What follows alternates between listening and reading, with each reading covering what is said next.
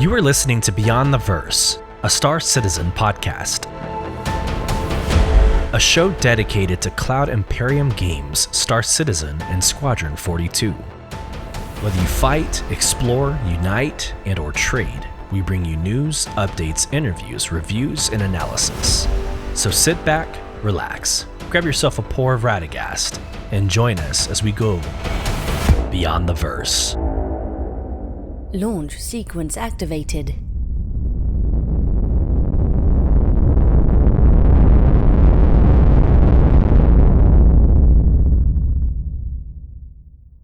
Hello, friends, and welcome to the latest episode of Beyond the Verse Star Citizen podcast. I'm your host, Sulyce, and this is episode 43 we're calling Siege of Orison. And this really came about almost in the last 24 hours. But there wasn't a lot to cover this week. In fact, this might be our shortest episode to date. But last night they did give us a surprise. Earlier in the morning, they made a tweet or a social media post stating that Siege of Orison and patch 3.22.0 alpha was going to be released later last night, and it did.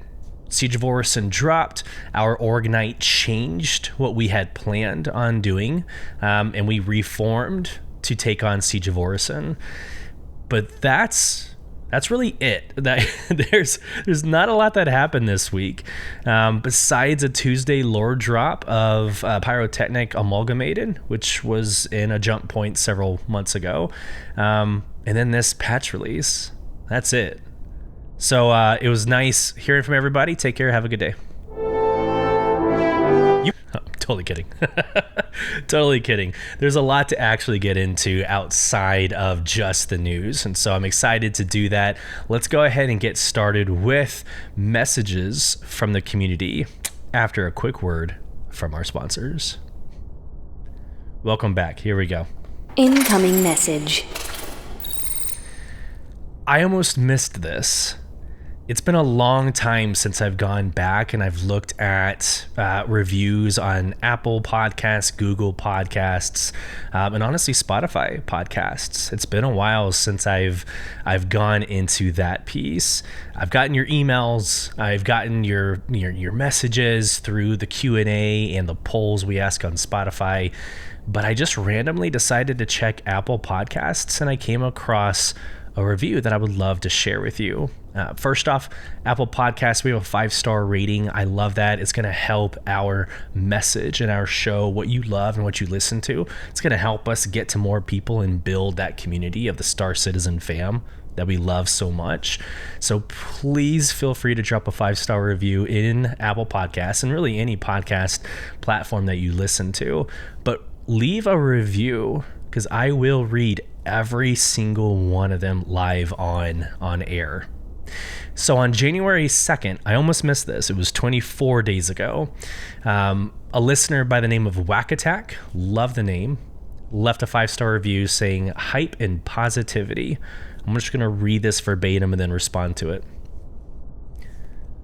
Heading into SitCon 2953, I was looking around for news and excitement to fill my time when I couldn't be playing Star Citizen myself. I nearly passed up Beyond the Verse podcast because it had no reviews, but I'm glad I didn't. I've regularly listened since episode 28, and I'm always excited for each new episode. Sulyce provides a positive perspective on the game, not blind to the faults nor overly critical of them either, painting a picture that is realistic and honest. I also find his treatment of guests, and there have been a few, to be very cordial, giving them room to speak and asking good questions for good conversation. The show has kept my hype and enjoyment of Star Citizen at a high since SitCon, and I'm really looking forward to what's coming next for Star Citizen and Beyond the Verse.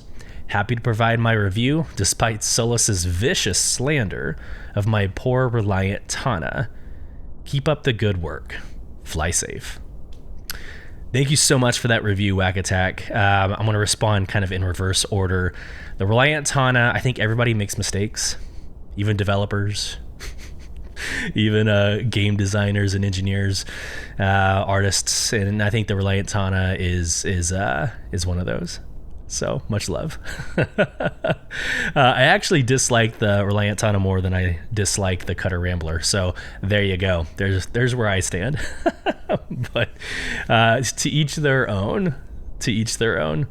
Yeah. So for the rest of it, that is why I created this podcast. I just really quickly, because you've heard this story before, but another podcaster and podcast team did this for me when I was getting into it in SWTOR, when I was getting into it in Elder Scrolls Online.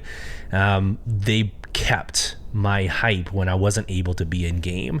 So I want to be able to provide that to you, no matter where, no matter how you listen or watch Beyond the Verse podcast. So I'm glad to hear that that's coming to fruition. You did say since episode 28, some of our best material is before that. There's some really good interviews with Conniff, with Jorn, right? The Bar Citizen creator. So Jorn, man, we had Blasphemous. We've had Authy Gamer, which I think at that point is beyond episode 28. But feel free to hop back and catch up on all of those. If you're on social media, my value proposition tweet that's at the top of my profile page has a list of which episode and which guest was on which episode. So feel free. So I wanted to share that. Thank you so much. For everybody else listening, follow suit. It'd be awesome to expand because of your voice, not mine. All right, let's get into the Spotify Q&A from episode 42. Again, that was last episode, Red Festival. It's actually number 15 in just 7 days. It's the 15th most listened to podcast on our lineup, so it caught wind pretty easily, and that's with me dying from COVID. So something happened, and I love that, but I really thought that was going to bomb just because of my struggle of getting through the last piece of the lore. So I asked the question, what are your thoughts on CIG's sale of 2023 ships during the In Case You Missed It event? What did you purchase? So some of the context or the spirit behind that question was we already have, IAE, ILW, Invictus Launch Week, Intergalactic, Intergalactic Aerospace Expo, IAE. Good God. But then we also have Alien Week, and we've got all these events throughout the year. Just curious, how we felt about yet another one called In Case You Missed It. That happened, or it's happening right now. So we had 3 responses. Patrick Haraway responds back with, Star Citizen isn't my main game. I play for a week every few months. I wish I could just buy whatever has been made purchasable at any time. This time around, I did buy 2 Cutter Ramblers to upgrade with LTI. I think that's the sentiment with a lot of Star Citizen gamers, unless you're like a content creator who does this literally every single day or every other day. Star Citizen is kind of like in your back pocket. A lot of people go off and play Red Dead Redemption, Baldur's Gate. There's Paul World, evidently, that came out. That's a thing. I'll have to try it out and see what's going on with that. But Star Citizen is always there. It's always consistent, right? It's a fall back to game for a lot of people. And then when they do, they're like, man, I can't believe I left, and now I'm going to really get into it. And then it dies off again, right? Like every other patch. So that sentiment is definitely shared. I think that's fair. It's fair sentiment. The flying whatever is made purchasable at any time. So there's a couple of responses here. One, become a Imperator subscriber, and anytime there's a new release for a month, or actually I'm pretty sure it's any release at any time, you get free access to that ship. So if there's a ship that releases and you're a subscriber for that month, come back, put down Animal Crossing, come back to Star Citizen and fly the crap out of that ship. And then, you're good to go. So I think that's not what you're talking about, but that is a dynamic. But the best time to play is during IAE, the Intergalactic Aerospace Expo, because every ship is on sale and flyable. So in that week or so, I think it's 2 weeks or whatever, in that season, that's the time to come back, get into Star Citizen and have some fun. Your next main event is going to be the ILW, or Invictus Launch Week. It's usually around the March-April time frame, so end of Q1-ish. But those are only military vehicles. It's a celebration of the UEE Navy, so it's military. It's like your gunships. You won't be able to fly an 890 jump, for instance. It's not a military ship. So there you go. Next, Dakota Riley says, I think it's a great opportunity for those who missed out and those of us who are new to the game and maybe didn't get the chance to purchase these ships during IAE or when they went on sale originally. 100%. Absolutely. For me, it's just stuffed, right? It's like very compact into 2.5 months. So IAE is like November timeframe. December, there's a lot of festivities, and I think it carries over. There's a lot of options in December. It feels like, it seems. And then January, we have this thing. And at the end of January, we have the Red Festival. So there's a couple of opportunities to get new ships with new paint in the Red Festival. And then we got the Fortuna event. And I'm sure I'm skipping over some, like the Valentine's Day event. But there's the Fortuna that's in March, which is your only chance to get the Phoenix Emerald, right? So there's just always something. And to be fair, Star Citizen still needs to make money. Like, it's still a crowdsourced or crowdfunded game. I don't blame them for having yet another marketing event. So, last comment, Brandon Thomas. I like the In Case You Missed It sell. It helped me save money and CCU to both a Santok Yai and a 400i, which I wasn't able to get during IAE. Yeah, anytime I see CCU, I get anxiety. There's a whole chain game. If you want to get into that, I might have D-Rock on the podcast at some point to speak to it, because he's really into the whole CCU upgrade chain game. But man, every time I see that, I get it's very complicated, right? Like you buy ships, you wait until other ships go on sale, then you ship upgrade to them, but then you don't apply the upgrade in your hangar. It's weird. Like I don't know. To each their own. Power to you if you're smart enough to play the CCU game. Anyways, congrats on the Santok Yai, which is the alien, and to me, it's the alien version of the F8C. It's a phenomenal ship, very mobile, very agile. And then the 400i is just a sexy yacht. It's a sexy yacht ship, kind of a smaller version of the 600i. So, congratulations, Brandon. I also want to take a second and celebrate. We do have our first podcast supporter. Let me see if I can quickly just access this real quick. If you are, if you're interested in supporting what we do, every single cent that I make, I put right back into the show for quality purposes, for post-production purposes. I'm eventually going to have to replace this Go XLR amp, or whatever you want to call it. My mind's going blank right now. I'm going to have to upgrade at some point. Rodecaster Pro 2, more than likely. So everything is going to be going back to the show and for the quality, right, that you get to experience. One way to do that is becoming a monthly supporter. So I think I've set it at like $5. I can always adjust that, but the $5, we have our first supporter. So I want to give a shout out to Mr. Dustin Thames, member of our organization as well. Much love. Thank you so much for becoming our very first monthly supporter. You can also subscribe. That's a whole different thing, which we'll get into later. Last but not least, like on that monetization conversation, I've been doing the host read ads that you hear at the beginning of each podcast.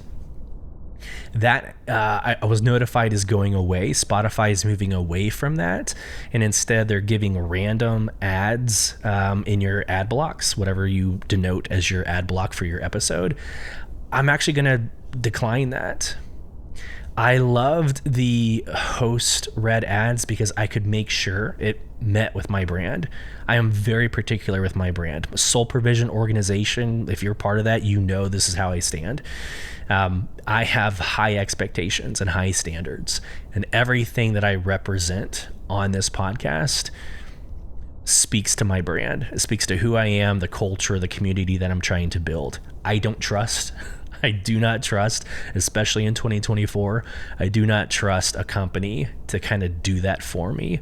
I would hate to be promoting a certain culture, a certain community of love, passion, inclusion, and some idiot puts something stupid on my podcast for an advertisement. It's not okay. So, all right, let's move on. I think that was a great segment. I was able to touch on a lot of things. This is actually the last episode before our January monthly show review. So I'm excited to get into the numbers. We have grown exponentially. No spoiler alerts. Just stand by for that. I'm excited to share it when it happens. But let's get into this week in Star Citizen. Now sharing my screen for those of you on YouTube. I want this 400i. There's an image by user Rangers OD2, and it's the 400i with like a gunmetal gray with like gold highlights. It is a sexy color combination. Moving on. Happy Monday, everyone. Thank you to everyone who has been jumping into the PTU to test our latest 322 build, which comes with much needed fixes as well as improvements for Siege of Orison. There's still some work to be done, and our team is full bore on this update to get it into your hands as soon as possible. The team is also hard at work on our next major update, Alpha 323, which we'll be talking about more in the very near future. In case you missed it, the filthiest race, that's very misleading, because in case you missed it is the name of the event going on right now, but this is actually used in context. In case you missed it, the filthiest race in the verse zoomed and zipped across the deserts of Crusader's second moon. We're of course talking about the Daymar Rally, and with a record number of participants, this was one for the history books. Miss the action? Check out the VOD, video on demand, on Atmo Esports Twitch channel. Looking a little further into the future, we wanted to give an early heads up that our team will be in attendance for Bar Citizen Barcelona on February 3rd. Head over to barcitizen.sc for all the details, and we hope to see many of you there. Now let's see what's going on this week. Still in the article. Tuesday, the narrative team has the latest portfolio lore post, first appearing in Jump Point 1102. Pyrotechnic Amalgamated revolutionized the search for resources and discovered 2 systems, but managing their namesake system would be their ruin. Obviously, this is the history of Pyro. So I loved it when it came out in Jump Point 1102. We did cover that in a podcast episode, but we will read it again at the end of this episode. And then it goes straight into Friday has our latest weekly newsletter. It is straight to your inbox. Inside Star Citizen and Star Citizen Live are taking one more week off this week. We also wanted to include this note from Jared, quote, Discolando, Huckabee regarding the return of our evergreen programming like Inside Star Citizen and Star Citizen Live. I did post this on social media, so if you follow us, this is no news to you, but this is important. They're changing the cadence of their live programming or their evergreen programming, so pay attention. Here we go. Thanks, Jake, and hi all. ISC and SCL are coming back on February 1st and 2nd this year, and I wanted to take a few moments to talk about a change in our scheduling for 2024 that reflects the ongoing changes to our development and what promises to be the biggest year yet for Star Citizen.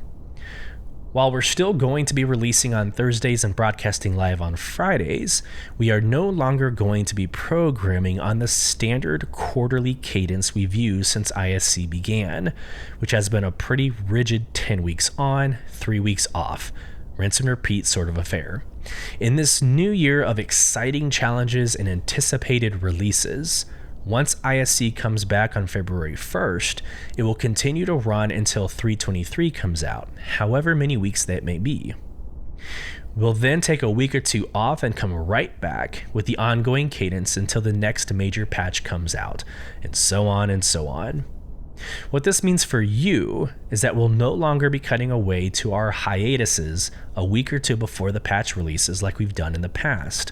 And there may be a week or 2 in the middle of a month where we don't publish broadcast, so we can still take care of the important maintenance tasks we normally do during the prior hiatuses.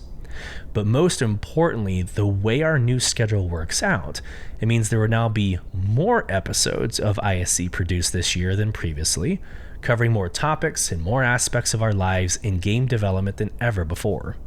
And everyone here on the ISC team is excited to tackle the added challenge. Star Citizen Live will remain the bastion of acerbic disco as it's always been. There's nothing to be done about that. Sorry. I think we all love Jared Huckabee. All in all, just as I stated at the end of last year's final show, I've never been more excited about the prospects of 2024. And we're looking forward to the extra shows, not just for more chances to cover the features and such, but more chances to explore new and different types of stories than we've done in the past, about aspects of the game development we haven't covered before too. We'll see you when we return next week. Back to you, Jake. Thanks, Jared. We're excited for our shows to return. See you all next week. For Light and Life, Jake Bradley. Jake Bradley also streams. Go check him out on Twitch. He's a lot of fun to watch. And then just quickly, I'm going to repeat this like for the 10th time. Monday was This Week in Star Citizen. Tuesday, Lore Post. I'm adding in Thursday was the patch drop with Siege of Orison. And then later today, which is Friday, the RSI Weekly newsletter will come out. Public service announcement, in case you missed it, is still going on. So you have until January 29th. That's 3 days from now. So that's Monday, I believe. I think it's Monday the 29th, to buy all the ships that came out, either released or in concept in 2023 or 2953. So there you go. Again, this is a light week, but calm before the storm. And I kind of mean storm in a good way. So it gives me kind of time to get a 30-minute to 45-minute podcast out there for y'all. Again, I hope you find value in this.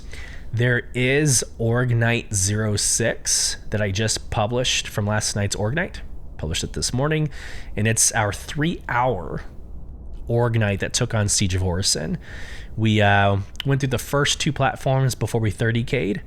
Then we went back and finished the entire Siege of Orison. A lot of fun, a lot of great stories and anecdotes, and some fun dynamics between the 14 of us that were in group. So super exciting.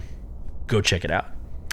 Let's get into this week's news. So the first thing I want to cover, I'm going to split everything up, right? I usually end the episode with lore. So we're going to actually start with last night's patch drop. So the patch notes and what we can, expect from it, or what we did expect from it.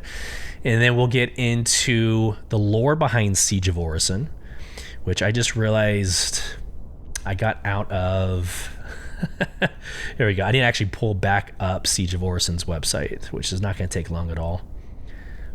Siege of Orison, the lore, and then we'll get into, and we will end with the portfolio and Pyrotechnic Amalgamated. There we go. We are set up and ready to go. Sharing my screen for those of you on the tubes. So on social media, I post every time that there's a patch update. You probably saw 5 or 6 posts from me because they have been going at this in the PTU for probably 2 or 3 weeks now. They finally released everything from the Siege of Orison's patch drop. Let's cover it. Here we go. Star Citizen Alpha 322.0a live.9035564. Patch notes. Alpha patch 322.0a 0 alpha has been released and is now available to test in the live environment. Patch should show version 3, everything I just said. It is strongly recommended that players delete their user and shader folders for the public client after patching, particularly if you start encountering any odd character graphical issues or a crash on loading. The user folder can be found in default installations at Program Files, Robert Space Industries, Star Citizen Live. The shader folders can be found here. There's a bunch of nonsense. I read that every time that there's an official patch note because it is important. If you are listening to this podcast, don't forget to do that. Every patch release, go into your live folder and delete the shader folders, the user folder and shader folders. Just do it. Start over. It's fine. It's going to help your smoothness getting into a new patch. Long-term persistence is enabled, meaning you keep all your gear except for consumables. So when you log in the next time, you're going to have to choose whether you're male or female. You're going to have to choose hair, and then you're going to have to get your ammunition back. You'll have your P4s, your P8s, your sidearms. You'll even have your, and I can't believe I forgot, the paramedic device, the white gun. You're going to have all of those, right? You're going to have your multi-tool, right? But all of your med pens, ammunition, your frag grenades, not really sure why frag grenades are considered consumables, but I guess it's also ammunition. It's exploding ordnance. I guess it would be exploding ammunition. But anyways, you're gonna have to go in and you're gonna have to get everything refilled and restocked. So that's what long-term persistent means. Starting UEC. So for those of you just jumping straight in, I kept all 1.7 million UEC. That I had patch over patch.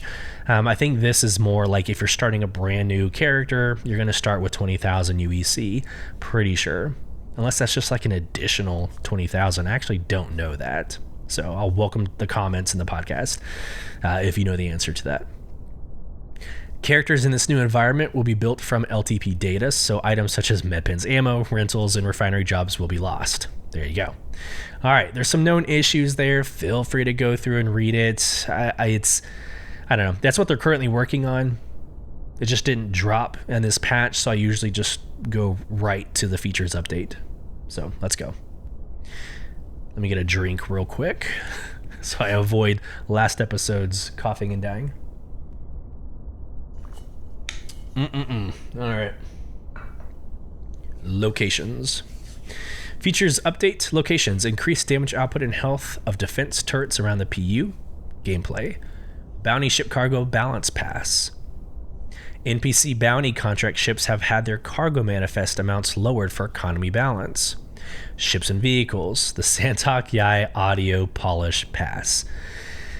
Okay, I love the Santok Yai. I enjoy flying it. I actually like the audio. I know I've got people in my organization that don't. I like the audio. It sounds really good. The problem, though, is it's very glitchy. Like, there are times that I get into the Santok Yai, I start everything up, I fly, do what I need to do, and it's weird. Like, the moment I get out and get away from the ship, that alien, like filter that they put on the engine that makes it like, sound like it's alive, it persists into the rest of the game. And like that never goes away for me. It's weird. And I don't know if that's shared among other players or not, but it's one of my experiences. So hopefully the polish pass fixed that. I didn't fly it last night, so I don't know. And we have multiple bug fixes.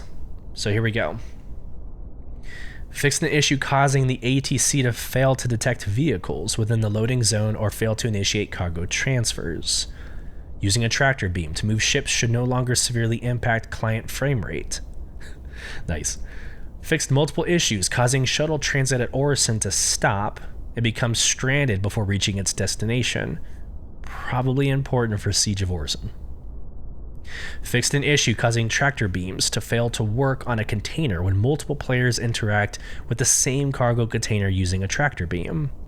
Klesher Rehabilitation Facility transit elevator should no longer go missing or block players from exiting prison. It's like a permanent prison sentence. Love it. Fixed the issue causing ship maneuvering to fail when a player with a tier 1 injury is sitting in the co-pilot seat. It's random. Fixed an issue causing large sections of the Cutlass Black's hull to be invulnerable to damage. The external fuel rack on the Drake Cutter Rambler should now provide its correct quantum fuel capacity. Landing pad turrets at Security Post Korea should no longer despawn when streamed out. Fixed an issue causing melee takedowns on NPC enemies to not count as mission kills. Fixed an issue that could cause undersuits to be permanently lost when equipping armor. Selling at the commodity kiosk should no longer sometimes display a, quote, transaction cost mismatch dialogue, or be limited to selling one unit at a time.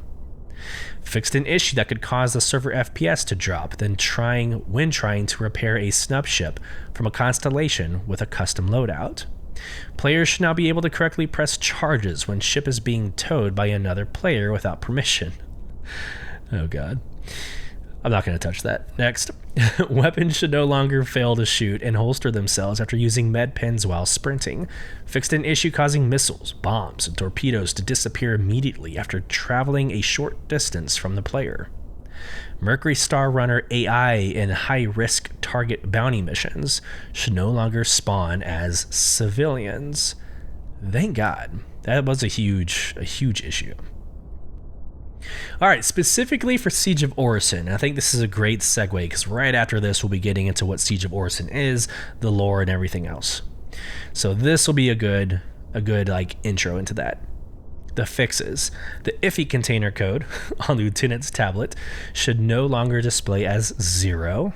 Thank you. That's important that we have that. Fixed an issue that could cause the island boss not to spawn. I really want to address that right now. I might wait. We had a hard time. So when they say island boss, I'm assuming they're talking about the admin platform. It's like the last platform. And that boss was extremely hard to find. Now what's funny is I didn't actually go into the Connex farm, is what we call them in Amazon, but the Connex farm, the place where they keep all the long 18-wheelers, that's where we found the admin platform boss. And again, I'm assuming this is who they're talking about.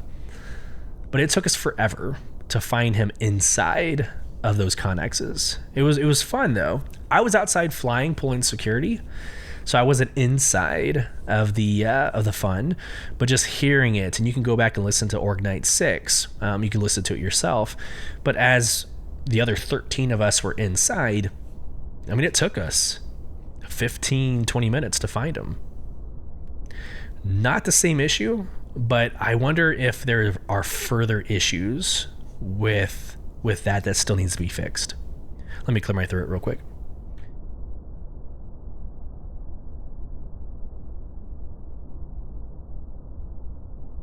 All right.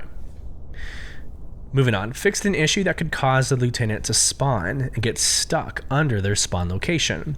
Restreaming in a Crusader platform after other players have left it should no longer cause Crusader ships to be destroyed. Fixed an issue causing the data hack screen to reset after being stopped by leaving the room and returning. Fixed an issue causing the Siege of Orison mission to not tell players to leave the platforms to complete the mission. Fixed multiple floating loot boxes. That did not change. There's still multiple floating boxes, but fixed multiple floating loot boxes located on admin center platforms. Siege of Orison barge should no longer go missing on admin platform after multiple mission runs on the same shard. Fixed an issue causing Siege FPS AI to not leave their open spawn closets. Anti-air should now correctly shut down after disabling iffy. AI will occasionally slide when moving in and out of cover. Spawn closets located at the bars should now spawn FPS AI correctly. Eliminating an island boss before their marker appears should no longer cause mission objectives to fail or update from that point onwards. Players should no longer be able to fly Crusader ships out of the mission area, and Dolly Comms audio should no longer constantly spam players once the code is obtained at Solanki platform. And then 3 technical issues: fixed 4 client crashes, fixed 10 server crashes, and fixed a server deadlock. So last night's Siege of Orison actually went pretty smooth. And actually, just for aesthetic purposes, I'm going to share my screen because we're talking Siege of Orison. It went really smooth. We had a really great time. Other than that 30K that happened between like the second platform and the third platform, it was a lot of fun. There's a couple of like annoying issues, like those in your party, the friendly targets that are on your screen do have like the blue triangle, so you know friendly from foe. That's great. However, not everybody in your party had a nameplate, so it was very difficult to call out command and control, box on me or crate on me, or I've been hit. I need to be not resurrected. I need to be healed. It's really hard to have those conversations when you don't have nameplates, so that was kind of annoying. The second piece is that we still had issues with like spawning enemies, like very glitchy, very like desyncing. I think that's going to be pretty common with this game for quite some time. But like you would shoot someone in the face 100 times, and then they would appear behind you and shoot you in the back. Still some issues, obviously playing, but for the most part, it was a lot of fun. We had some great success. And again, like this brought us everything that I thought it would for an organization, right? I played this the last time it came out, had a good time, but it was like maybe me and 3 or 4 others. But you get an organization of 14 people together, it's a freaking blast. And they do really well. The story is told. Let me clear my throat and get a drink. Hold on.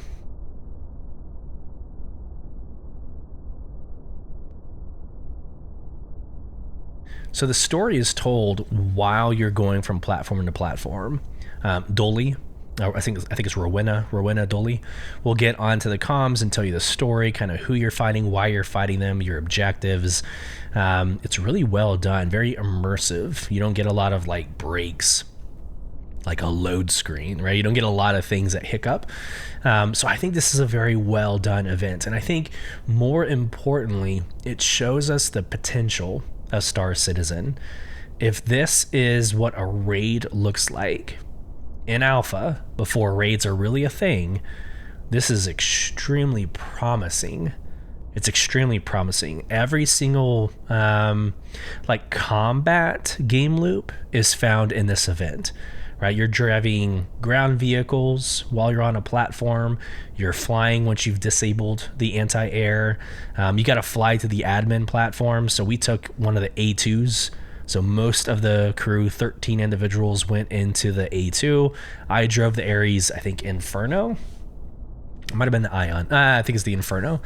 I took the Inferno as like just a security ship. But it's just a lot of fun. And it took 2.5, 3 hours in order to do. So I think this is very promising. And we saw in SitCon, so SitCon 2953, we saw them showcase raids in underground facilities, UGFs. There's a lot of potential here. And it's like a merging of all of your favorite games. My brother will tell you that, it feels like you're playing Call of Duty at some point, right? Whenever things are, happening as they're supposed to. But walking from building to building, platform to platform, you're seeing it on the screen right now. It feels very good in the FPS format. So I love everything about this event. I've been teasing the organization that I can't wait to throw this in front of the org. We're gonna have a lot of fun. So last night, maybe hours before the org nights event, this happened, and so I was so excited to share it. So what is Siege of Orison? Let's get into this. Siege of Orison. Get ready to dive into an action-heavy adventure that has turned the once idyllic city of Orison into a nightmare. Read on for all the info that you need to survive the Nine-Tail Gang's campaign of violence, including a mission rundown and tips from the designers themselves. Then it gives you the link for the new player's guide. And it was yesterday, January 25th to Monday, February 5th at 2000 UTC. So you got some time.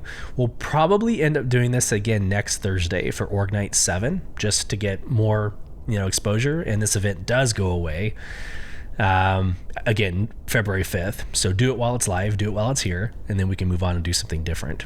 But let's keep going. There's a video that I'm going to go ahead and play. I didn't even prep this. I probably should have.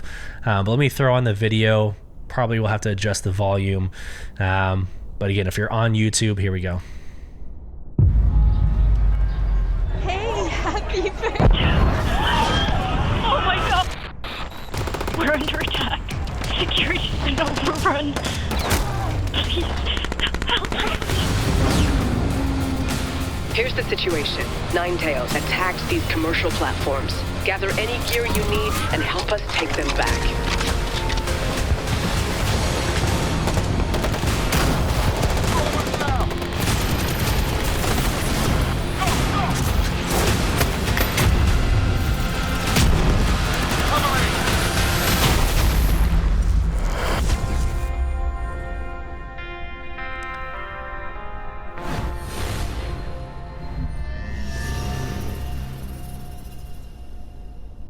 Gotta give credit where credit's due. That is amazing media, like hype video. But yeah, everything you saw in that video, you do.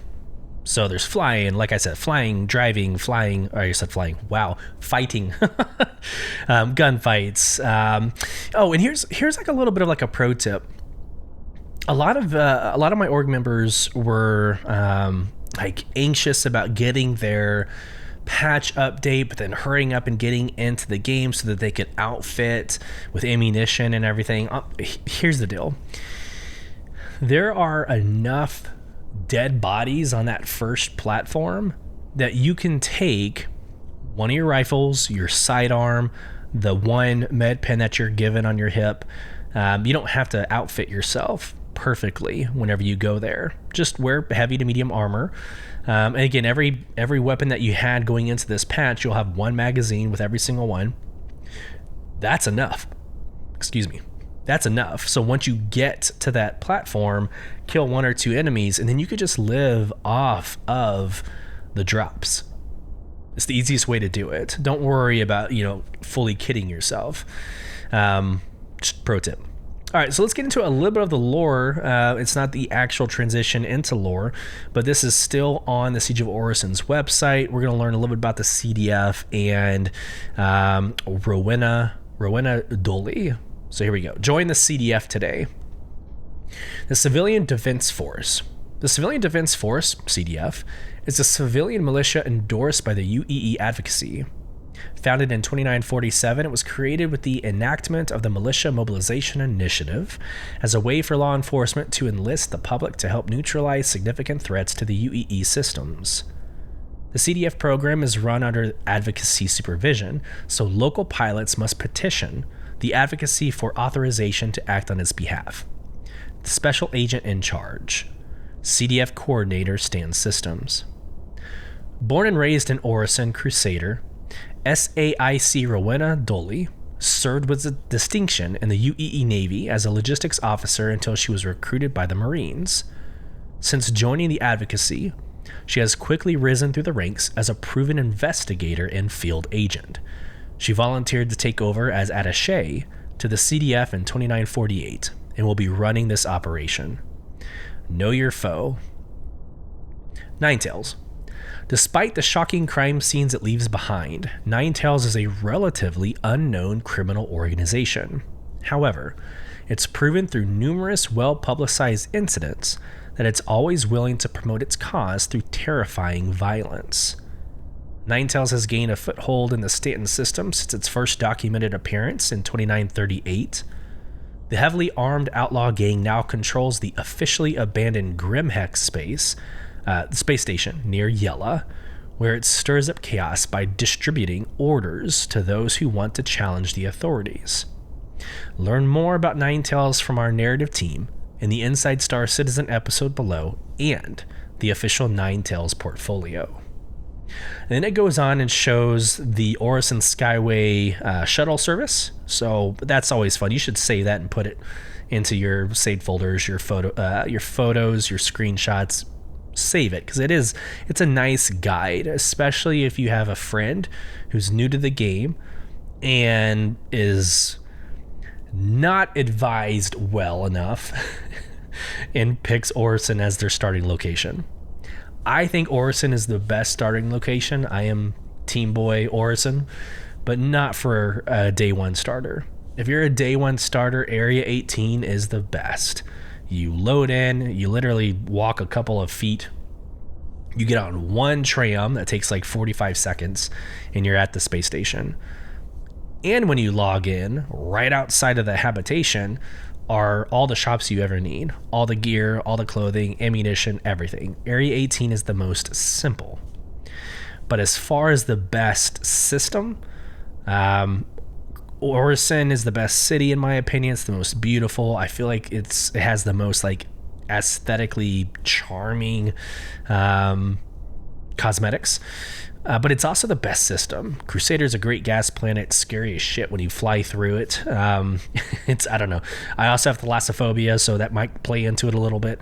But I love everything about Crusader. But if you pick this as your starting location, just know you're going to get lost. you're getting lost whenever you walk around Orison. This map will help. It also shows you when you use the shoveler and go from picture to picture, it'll show you all of the platforms. So here's a macro view of the Sulyce, Brushwood, and Heartmoor platforms and the admin center, but that's your path, right? So if you're looking on my screen, you're coming in from the left. Your first platform is the Sulyce platform. Hug the right side. In fact, that's a good rule of thumb in all of these locations. Hug the right side if you don't want to get into the shit of combat. And you're going to go straight onto this platform that takes you from Sulyce to Brushwood. When you get into Brushwood, Brushwood's one of my favorite platforms. There's a lot going on here. Many different levels, many different towers. This is where you start getting into your ground vehicles.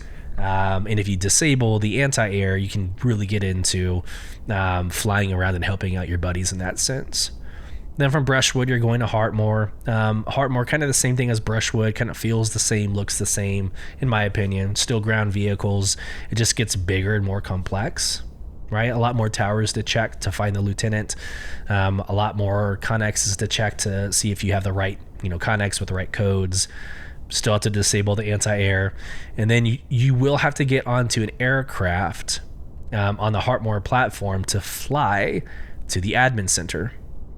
And so again, not to repeat myself, but we found an A2 and we found an Ares Ion. And so I got into the Ion or Inferno. I'm pretty sure it's the Inferno. I got into the Ares, we'll call it that.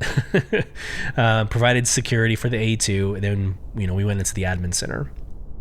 Now, several Siege of Orisons ago, the admin center was a lot different of an experience. I remember flying to the admin center and the whole station coming alive and firing on me and making it hell just to even get close to the admin center, right?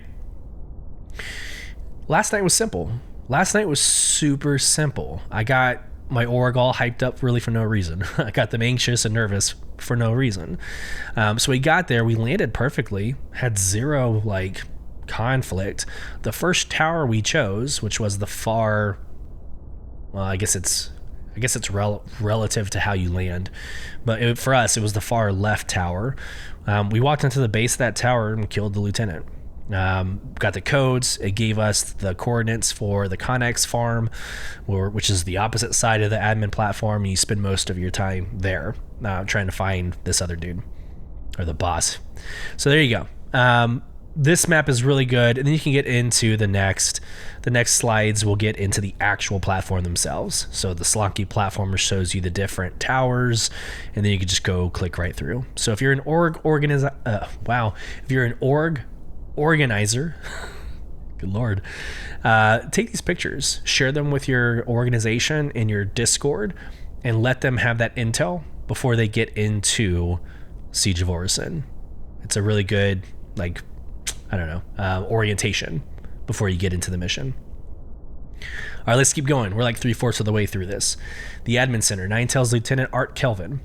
Now things get even more dangerous as the admin center can only be reached by ship. This platform's anti-air defense can only be disabled via the master IFE on the barge. So you have to destroy them to prepare your team for a hot drop and expect no less brutal resistance on the ground. So that first piece, we didn't have to do that. We just showed up and landed, like I said. So interesting there. All right, Central Cargo Barge. Ninetales Commander Mindo Rin. It's finally time for you and the surviving volunteers to face off against Ninetales Commander Mindo Rin in the final battle. Storm the cargo barge docked at the admin center, break the resistance, and capture the access codes. Then you'll have to find the IFE in a container maze. There you go. That's the Connex yard I was talking about. And disable the no-fly zone around Inspiration Park. By then, your friends can fly their own ships into the area and help evacuate any remaining players. Interesting. So this is funny. Last night, we disabled everything. We completed the mission. We were exfilling the Connex yard. And when I got into my Ares Inferno, the moment I took off, I got blown out of the sky. One of the turrets came on and decided to, end my time playing. So I died, got my 230,000 UEC, so that was nice. But I stranded the other 13 of my org members because their A2 was destroyed. So they were just sitting there waiting for me to come back with my Cutter Rambler. So I thought it'd be hilarious to pick them up in that small ass ship. But when I got there, I was trespassing and they impounded my vehicle. And I believe this is why, right? Because we didn't disable, right? We didn't disable the no-fly zone around Inspiration Park. Interesting. I'm going to share that with my org after this episode. Last but not least, siege or break the siege. While the ships featured below are provided to CDF participants as part of the siege event, you can add them to your personal fleet from now until February 5th. Real quick, the 11 vehicles. The A2 Hercules, the Ares Inferno, the Ares Ion, the Buccaneer, C2 Hercules, C8X Pisces Expedition, the Corsair, the Cyclone MT, the Cyclone TR, the Hammerhead, and the Spartan. And the special upgrade, the limited time Warbond offer special upgrade right now is the C2 Hercules. So there you go. That is the details of the event, right? Of what you can expect between now and February 5th. Go do it with friends. We had a couple of non-org members join us. They were just on the platform and we scooped them up. So it was not only just us 14. We also had 2 or 3 randos in our group as well. So we had 16 people moving from platform to platform, which is something that is just incredible to see in Star Citizen.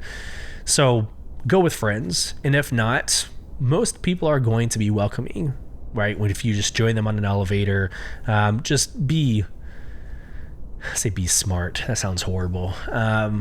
Be courteous, right? Because there is a whole Discord conversation happening. There's a verbal communication strategy that's happening. So if you're kind of doing your own thing, you might be causing a little bit of a disruption in their operation. But again, don't shy away from Siege of Orison. Go do it. Go do it now while it's live, because once it's over, then you can go back to doing your mining, your salvaging, any other game loop that suits your fancy.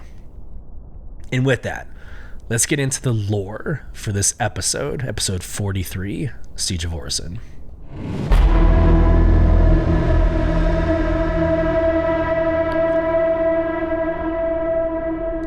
So we already covered some of the lore of Siege of Orison in their article for the event. It mentioned a few of these entities, and so I wanted to go through each entity, share my screen for those of you on YouTube, and just make sure we're all tracking who these players are. So the first one is the Advocacy, right? You heard that first mentioned a couple minutes ago. The Advocacy is an inter-system police force formed in Standard Earth Year 2523, serving the United Empire of Earth, UEE. The director of the Advocacy reports to the High Advocate and oversees all law enforcement throughout the UEE. While local systems and planets do have their own police and security, the Advocacy supersedes their authority, and its agents are authorized to exercise more power in pursuit of crimes across systems. So here, I don't know, I'm going to get in a lot of trouble probably bringing this up. Don't cancel me. But the way I see this is kind of like in America, you have the federal government that controls, the military. But within the military, you have national guards that are controlled by the states. Now, there is a difference between a state deployment and a federal deployment. So like in the National Guard, you could deploy on a federal recognition and go deploy to the Horn of Africa, Iraq, Afghanistan, whatever the locations are. Or the governor of your state can deploy you on a state recognition and do state operations. So I live in Texas. I'm not going to talk about the politics of this. I will never talk about politics on this show. But the facts of the matter right now is the governor of the state of Texas activates the Texas Army National Guard, and they are at the border. Right, wrong, or indifferent. They're at the border. Well, then the federal government comes in and says, well, we could activate you on a federal level and pull you off the border. So there's this dynamic between the federal entities and state entities in America.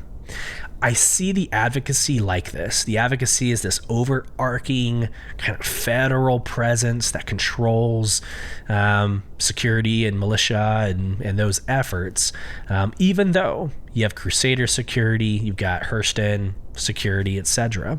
Right? So that is a real life example of what I think this is. Let's move on. The next mention was the Militia Mobilization Initiative. Here we go. The Militia Mobilization Initiative is a United Empire of Earth government program introduced in 2946 to make advanced armaments available for purchase by civilian militias in areas threatened by the Vandal. The official order states that it is intended, quote, to embolden the general public to help defend the empire, end quote. In addition, the initiative offers subsidies for the bulk purchase of weaponry. The Aegis Dynamics Eclipse bomber and RSI Polaris were made available on the civilian market as part of this effort. So this year when the RSI Polaris launches, you can thank the Militia Mobilization Initiative for that. Oh, stirring up the hornet's nest. We're probably not going to see the Polaris this year, but one can dream. The last mention, actually it was probably the very first one, but the Civilian Defense Force. You'll see a lot of the CDF during Invictus launch week, right? Obviously, because that's a military. Well, you'll see all three of these a lot during the Invictus launch week. So here's the Civilian Defense Force. The CDF is a civilian militia connected to the United Empire of Earth Advocacy, founded in 2947, so a year later the advocacy formed, or the Militia Mobilization Initiative was formed.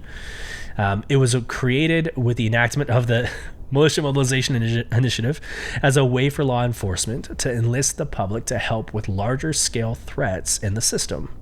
The CDF program is currently run under advocacy supervision, so local law must petition the advocacy for authorization. And I don't necessarily know why, but I always think of the draft. Whereas the draft, though, the draft is like put upon you. So like you are asked to join the draft, like, and you're pulled from the civilian sector into the military sector. This is like volunteering. So you're a civilian and you're basically saying you're picking up arms and you're defending. So maybe this is more of like the National Guard, I guess. Like you're not always on, you're not actually part of the military, but you are on occasion. We don't really have anything like this in America, but that's the closest I think that we can get. Okay. And so there we have it. So there is the lore behind Siege of Orison. I hope you enjoyed that. Again, it helps me, it helps motivate me. It helps give me a purpose as why I'm playing Siege of Orison. Siege of Orison is fun with or without the lore, but it's awesome to kind of understand the workings at play, right? And it's a larger conversation when you're talking about 50 plus systems, right, in this game. Last but not least, portfolio. Pyrotechnic Amalgamated. This is all things Pyro. So as we expect 4.0 to drop, this summer to the end of the year, we will see Pyro this year in the PU, according to Jared Huckabee and the last Inside Star Citizen. These things are becoming more and more important. So yes, we did cover this in Jump Town 1102. We're covering it again. We're going to end the podcast after this lore reading. So here we go. Portfolio. Pyrotechnic Amalgamated. Originally found in Jump Point 1102. Let's go. Let's see how many words I can screw up. Tromo Novellin. That didn't take long. Tromo Novellin insisted he wasn't a gambler. Born into a family that struggled to eke out a living, he claimed he only took calculated risks, but none would be more daring than pouring his life savings into launching Pyrotechnic Amalgamated in 2409. Rich beyond his wildest dreams at the age of 30, after the sale of a data management company he founded with a friend in university, Nivellen wasn't one to rest on his laurels. He spent years courting investors for a new venture, Pyrotechnic Amalgamated, but most financiers looked at the crowded mining field and Nivellen's inexperience in it and passed. Nivellen remained undeterred against the advice of family and friends. He didn't know it at the time, but this high-risk, high-reward move would set the tone for the company, one that saw Pyrotechnic Amalgamated achieve incredible highs, including the discovery of 2 systems, before the accumulated risk finally dragged it down. No risk, no reward. According to Nivellen, the discovery of Vega in 2402 was the key moment that inspired him to found Pyrotechnic Amalgamated. Newly rich and in search of a new business venture, discussions with his husband, a lawyer representing a mining concern fighting for the rights to a massive claim on Selene, Vega 3, opened Nivellen's eyes to the profit potential that an untapped piece of the frontier could offer. Meanwhile, some of his fondest childhood memories were joining his aunt on mining runs that endeared him to the profession and sparked an obsession with geology. Nivellen spent 2 years researching the industry and assessing its business practices. He identified several areas where his prospective company could forge a strategic advantage, but he refused to specify them in the business plan to ensure potential investors wouldn't steal and implement them elsewhere. After years of searching for investors, only a few had agreed to back his venture, so Nivellen, in 2409, made the bold call to self-fund the rest of it. The risk was massive, but his timing couldn't have been better. Humanity discovered Virgil in 2412 and fast-tracked the terraforming of the first planet due to favorable conditions. To encourage private investment, the UNE allowed mining companies early access to prospect the system and bid on mining rights. Rather than employing the systemic scan grid technique, popular with most mining organizations due to its thoroughness, Pyrotechnic Amalgamated prospecting ships were outfitted to scan in the style of explorers, covering as much area as possible during their first pass before honing in on small anomalies for further investigation. Other companies mocked the Pyrotechnic Amalgamated ships, speeding across the system, but their unique approach allowed them to identify and ultimately underbid on several lucrative locations. The windfall profits from these claims enabled the company to expand and reinvest in technologies that kept them on the cutting edge for decades. As humanity entered a golden age of expansion in the mid-25th century, no mining company was better positioned to explore these systems and identify viable claims than Pyrotechnic Amalgamated. Despite these successes, Nivellen's ultimate goal was to discover a system, believing that finding one would be enough to sustain the company for centuries and establish its name in history. He created an exploration division whose sole purpose was to find new jumps, and required all company and contracted ships to share their flight data with it. He would retire in 2457 without achieving this dream, but the systems he put in place would eventually pay off. In 2469, the crew of the company tanker Rustabout noticed a gravitational anomaly while crossing Kano and filed a detailed report with the Exploration Division. It remained overlooked until 2493, when CEO Cecile Uchiha ordered legacy flight records to be reassessed to factor in recent scientific advancements in jump point detection. By then, Pyrotechnic Amalgamated fortunes had soured, its pioneering exploration and scanning practices had become widespread within the industry. Losing its competitive advantage and exhausting several profitable veins left Pyrotechnic Amalgamated in a precarious position. Industry insiders believe the company would need a miracle to survive. This decades-old flight data from Rustabout would provide it. Pyromania.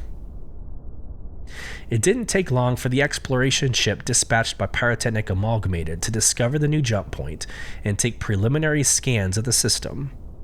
Insiders claim that CEO Uchiha screamed in celebration upon receiving news of the discovery, and then screamed in frustration upon seeing that the system suffered from an unpredictable solar flares, which are amazing to see in the game. Still, significant mineral deposits on Pyro 2 and the presence of water and breathable atmosphere on Pyro 3 convinced Uchiha to direct executives to devise a plan to assess and exploit the system. Pyrotechnic Amalgamated registered its discovery with the UNE and named the system in honor of both the company and the system's volatile star. CEO Uchiha lobbied the UNE to claim the system, which would open the floodgates of government and subsidies and resources to police and make living and traveling across it more manageable. Yet, government officials decided the unstable sun was too dangerous and decided not to claim it, leaving those responsibilities to anyone who wanted to work the system. Pyrotechnic Amalgamated immediately established operations on the system's most substantial mining deposits and bolstered its security forces to strongly, quote, discourage others from developing their own. While most mining sites were on Pyro 2, the company built a majority of the staging sites, processing centers, and habitation encampments on the more hospitable Pyro 3. Still, the looming threat of solar flares made Pyrotechnic Amalgamated reluctant to establish a permanent headquarters on either planet, forcing the company to adopt a radical and expensive alternative. Construction began on McEwen Station in 2506, named in honor of the Rustabout Watch officer who noticed the gravitational anomaly. The station was designed to be a massive and awe-inspiring operational hub for the company. Yet it wasn't long before this ambition clashed with reality. Construction cost overruns, disappointing mine profits from Pyro 2, and a downturn within the wider mining industry combined to drag down the company's bottom line. In late 2508, CEO Uchiha slowed construction of the station due to liquidity issues,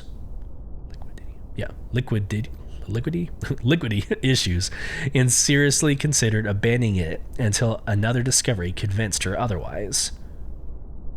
Ruinous.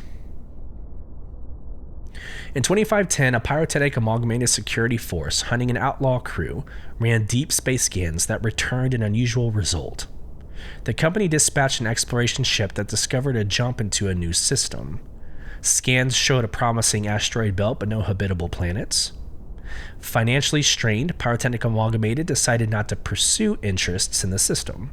They registered it with the UNE under the name Nivellen and used the finder's fee to fill the budget shortfall in constructing McEwen Station. Construction on McEwen Station was completed in 2512.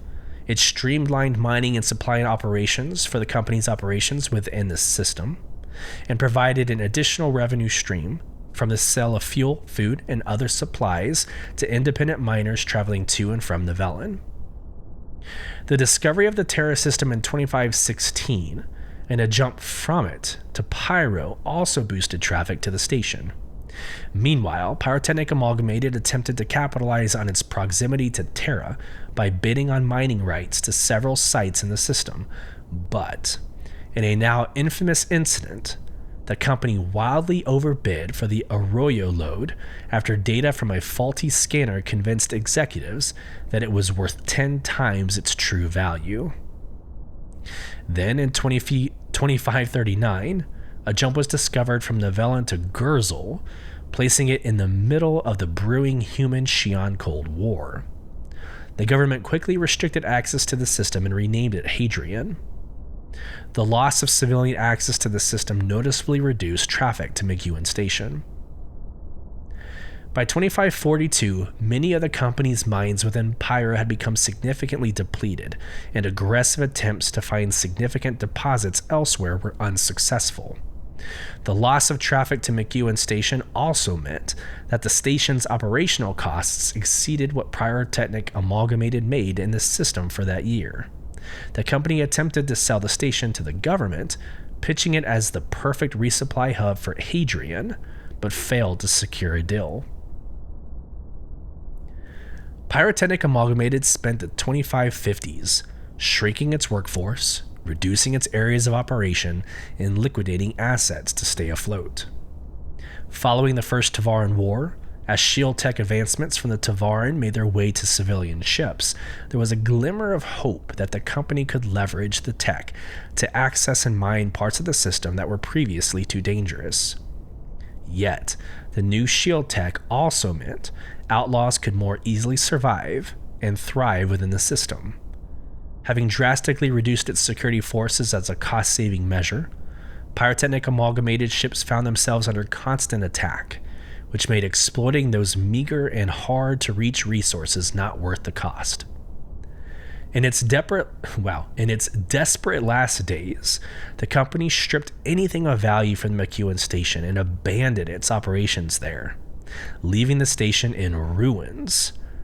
The name Ruins Station was bestowed upon it by outlaws and squatters. In 2563, the company finally declared bankruptcy, but would not be forgotten thanks to the discovery of the system that shares its name. And there you have it, the whole history of Pyro. So as we look towards Pyro launching this year, I hope that quite lengthy portfolio drop that we had on Tuesday, I hope it helps understand kind of how it came to be and why it's lawless. Well, thank you for joining Beyond the Verse Star Citizen podcast for episode 43. I hope this finds everybody well. If you're interested in joining the conversation, we respond to almost everything that happens on a weekly basis on our socials. You can join our socials at /BTV_cast. And that's Twitter, Instagram, Blue Sky. That's a thing now, I guess. But you can find us there. If you want to join the conversation via email, we will read all emails that are sent to us. And that's contact@beyondtheversehq.com. You can respond to our Q&A and polls that we ask at the end of every single episode on Spotify. And you can watch us on video replay on YouTube, and that's youtube.com/@BTV_cast. Again, I hope this finds everybody well. Take care and safe travels as you traverse Beyond the Verse. Thanks, everybody.